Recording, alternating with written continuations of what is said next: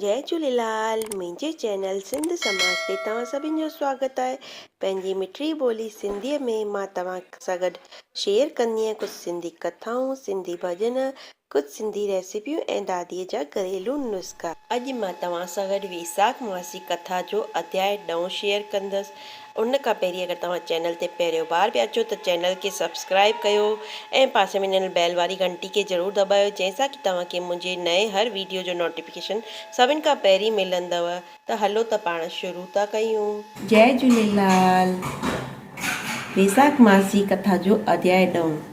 श्री शिवजी महाराज ने ब्रह्मचर्य व्रत धारण कयो। गंगा तट ते हिकु पेड़ हेठां तप करण लॻो। दक्ष जी पुत्री सती जेकी राजा हिमालय जे घर उन जी राजनी मेनका जे गर्भ मां पार्वतीअ जे रूप में जेको जनम वरितो, उनजो पालन पोषण कयो। ऐं इन समय तारकासुर नाले हिकु राक्षस हो।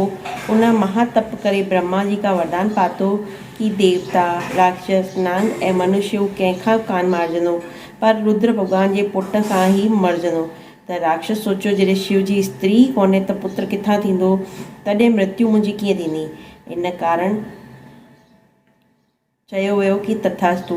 ही वर पाए करे तारकासुर सभिनि खे दुख ॾियणु शुरू करे छॾियो। देवताउनि खे पंहिंजो दास ठाहे छॾियईं ऐं देवांगनाउनि खे दासी। इन प्रकार देवता ॾाढा दुखी थी विया ऐं ब्रह्मा जी आज्ञा पाए ब्रह्मा वटि पहुता। ऐं ब्रह्मा उन्हनि जे दुख जो सबबु ॿुधो ऐं उन्हनि खे वर ॾिनो त हाणे उन राक्षस खे चयो कि हुन जी मृत्यु शिव जे पुत्र जे हथां ई थींदी।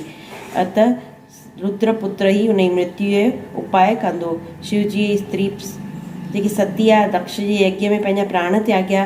तॾहिं हुन पार्वतीअ रूप में हिमालय जे घर जनम वरितो। पर रुद्र भॻवानु हिमालय शिखर ते घोर तपस्या बि तॾहिं करे रहियो।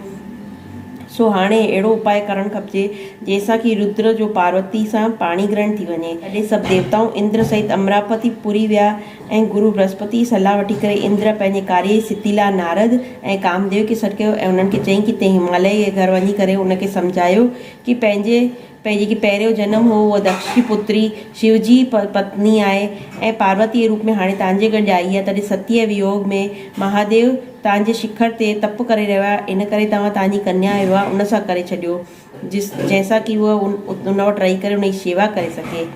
इंद्र जी आज्ञा पाए करे नारद हलियो। जीअं नारद खे इंद्र सम्झायो तीअं हू करण लाइ वियो। इंद्र कामदेव खे सॾु कयो, सभु देवताउनि जे हित में तूं वसंत ऋतुअ सहित तपोवन में वञी करे जिते रुद्र तपस्या पियो करे उते वञ ऐं उते वसंत जो विस्तार कर। ऐं जॾहिं पार्वती उते अचे तॾहिं तूं धनुष हलाए करे अहिड़ो बाण मारजा कि शिव जी मोहित थी पए ऐं हुन जो समंग थियण सां ई सभु कार्य पूरा थींदा। कामदेव इन जी आज्ञा पाए करे पंहिंजी ज़ाल सां गॾु तपोवन में वसंत ऋतु जो प्रसार कयो। ऐं हिकु समय महादेव वटि वञी करे उनजी शेवा करण लाइ पार्वती वेठी हुई। तॾहिं कामदेव पुठियां ई तरफ़ सां वृक्ष जी ओट में शिव खे बाण मारियो त शिव जी जो मन चलायमान थी वियो। कामदेव ॿियो बाण मारियो त शिव जी खे वीचार आयो कि उन जे मन खे चंचल करण जो छा कारण आहे। तॾहिं हुन चारो तरफ़ ॾिठो त कामदेव ॾिसजो क्रोध सां पंहिंजे मस्तक खे टियों नेत्र खोली ऐं हुनजी अग्नि उत्पन्न थी, जंहिंमां सॼो संसार जेको भयभीत थी वियो। हुन अग्नि सां धनुष सहित कामदेव खे भस्म करे छॾियो।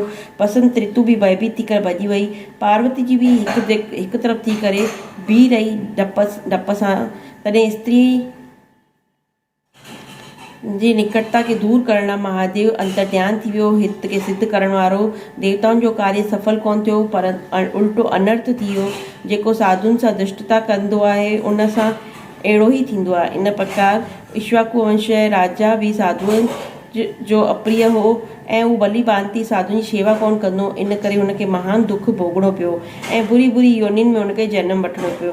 7 जन्म ताईं कुतनि जी योनि में रहियो। इन प्रकार कामदेव बि शिव जी खे अप्रिय कयो, इन करे दुख बि पातई। हिते असांजे वैसाख मास जी कथा जो 9 अध्याय समाप्त थियो।